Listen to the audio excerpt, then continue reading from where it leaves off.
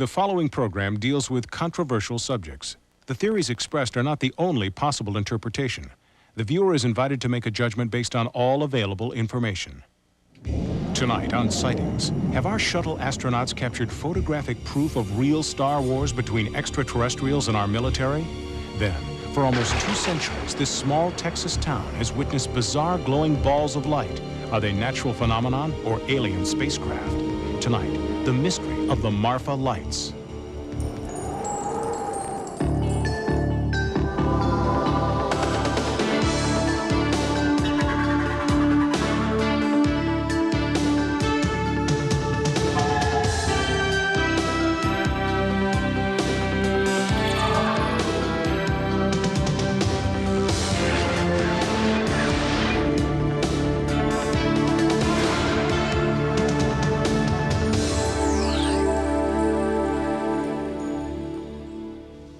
Welcome to Sightings. I'm Tim White. Tonight, startling new pictures of a UFO encounter that has top analysts locked in a heated debate.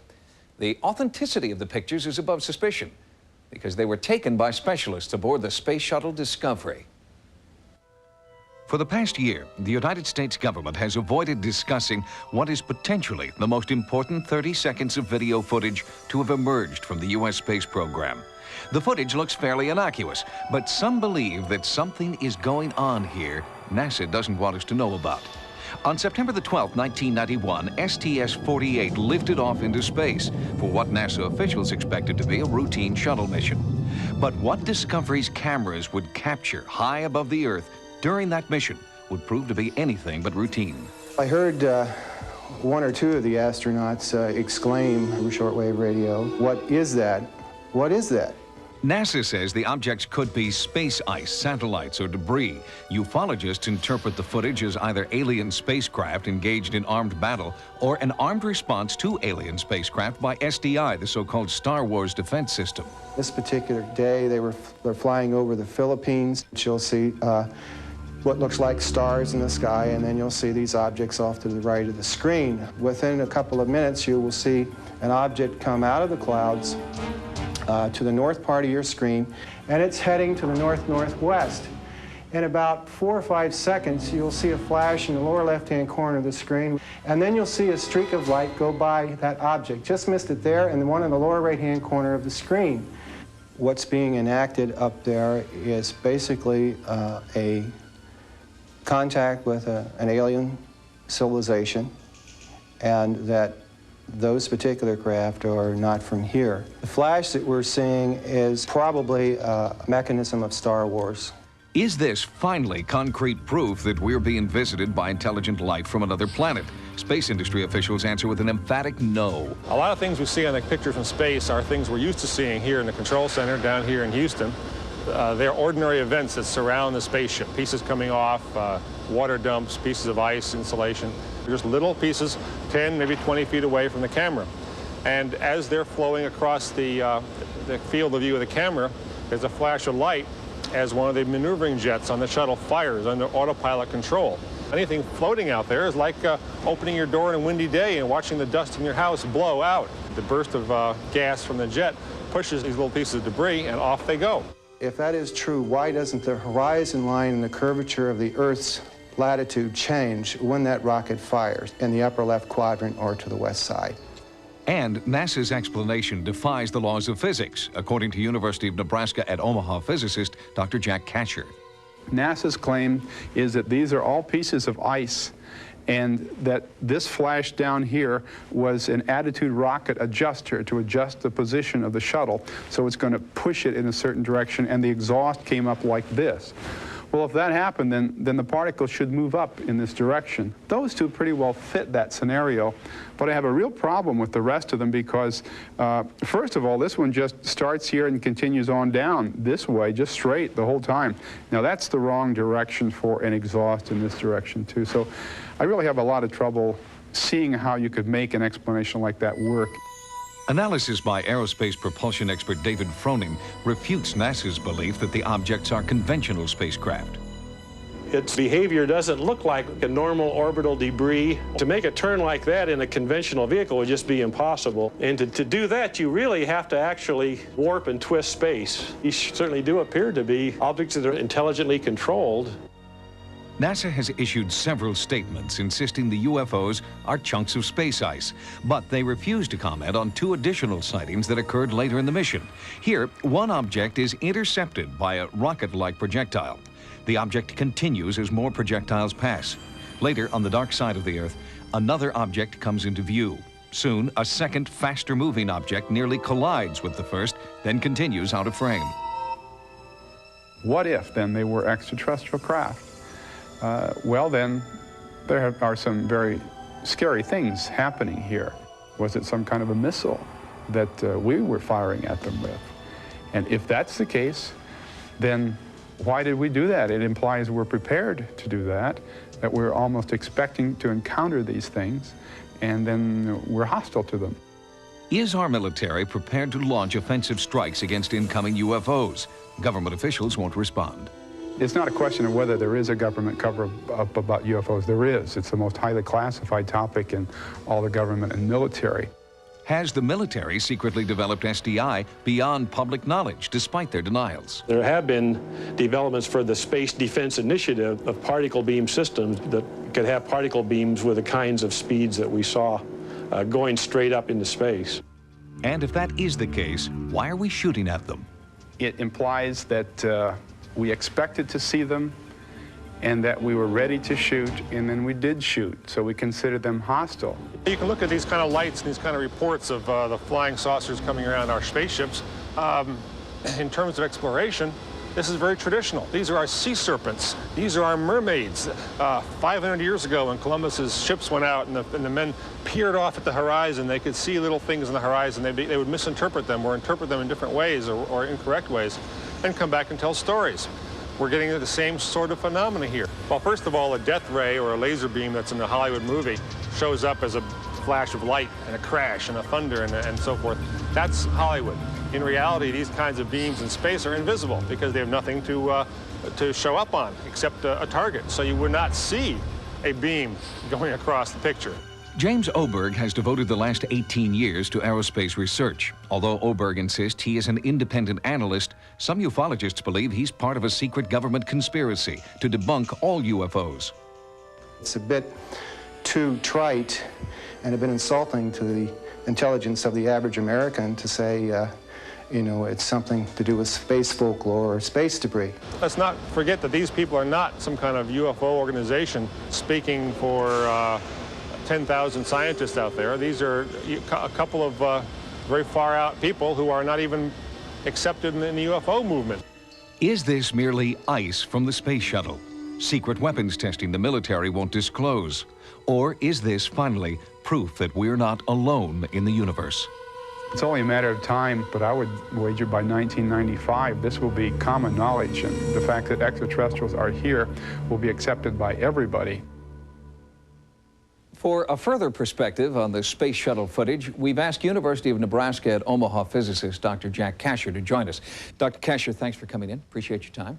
What evidence can you cite, sir, that those lights that we saw on the tape aren't conventional satellites? Well, I think the strongest evidence for me is I sat down and I put a transparency in front of the television set, and I tracked 8 of those objects both before and after the flash. And the main one did cut up sharply to the right, apparently in response, if you would believe the ice theory, of an attitude adjuster rocket down here that would push it up with its exhaust. 2 of the 8 objects did that. 4 just continued, didn't react. 2 went up and to the left, which is the wrong direction. And I've looked at that 50, 100 times. I just can't reconcile that in my own mind. Have you been ostracized at all by the scientific community for holding these particular beliefs? Not really. You'd be surprised at the physicists that have come up after they've heard me speak about UFOs and say they're really surprised that there is evidence that is at least plausible that these things are real. You sort of went out on a limb, Dr. Kasher. You said that by 1995, these kinds of sightings would be commonplace. Why 1995? Do you know something the rest of us don't? Well, I do have some contacts that have given me some information, and I think I base some of it on that. But I think that there is a groundswell of interest in UFOs. People are being more open about the sightings that they have had. And that just builds up. And eventually, what are you going to do when your friends tell you they have actually seen flying saucers hovering above their houses? After that happens to you a number of times, you just have to start believing some of it. Dr. Kasher, have you seen a UFO yourself or anything that would lead you to personally believe that they're out there? Well, I haven't seen anything as spectacular, say, as a flying saucer, but I have seen lights in the sky that behave in a strange way that you couldn't explain in terms of normal airplanes. And I do teach astronomy. I know where the constellations are and what meteors are, so I can differentiate between those things. And the objects that I saw were not airplanes, and I'm not really sure what they were. Dr. Jack Kasher, thank you very much. And we will be back with more sightings in just a moment. Coming up next, what are these bizarre glowing balls of light? Some say natural phenomenon, some say alien spacecraft. We investigate the mystery of the Marfa lights. Astronomers know what causes the aurora borealis, those spectacular multicolored curtains of light known as the northern lights. But there is also another lesser-known light phenomenon occurring in the night skies all over the world, and it has continued to defy explanation for almost 2 centuries.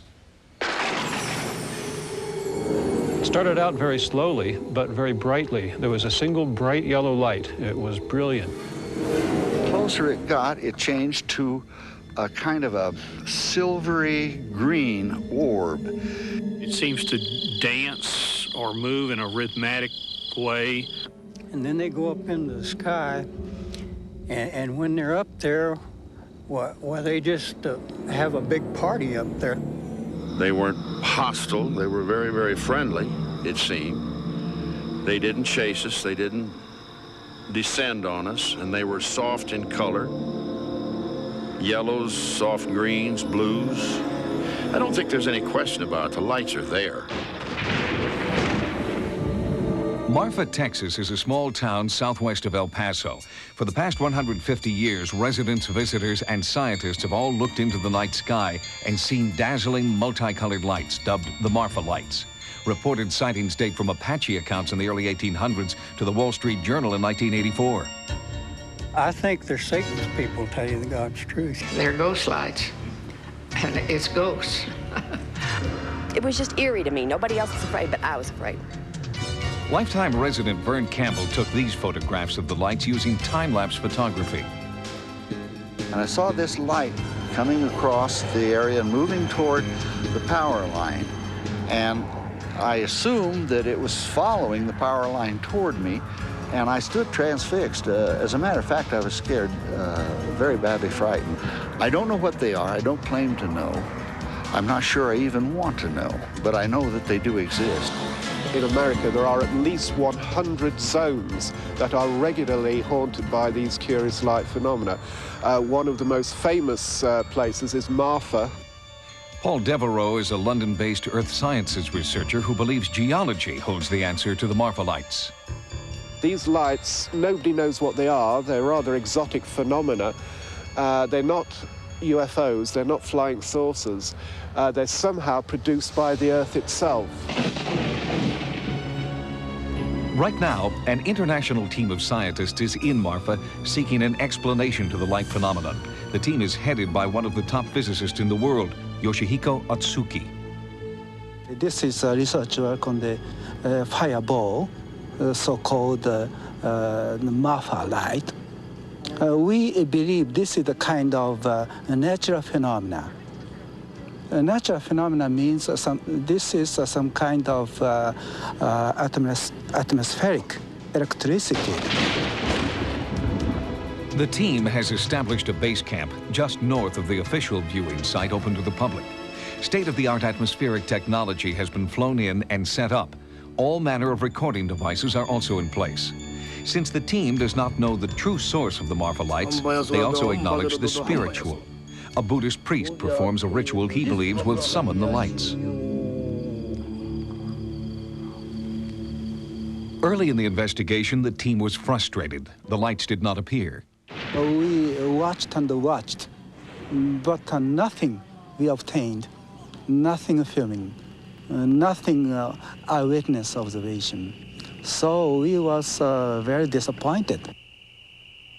Mission specialist Ed Hendricks tried out new detection devices while the team waited. Hendricks' obsession with the Marfa lights began on February 2nd, 1991, when he had his first sighting.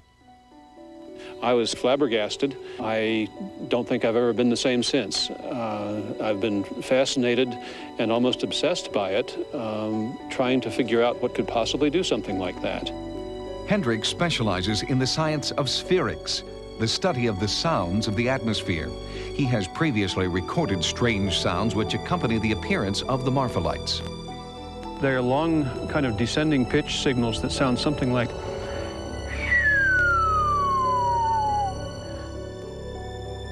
On September 1st, 1992, as Hendricks set up his equipment, the team's first light suddenly appeared on the horizon.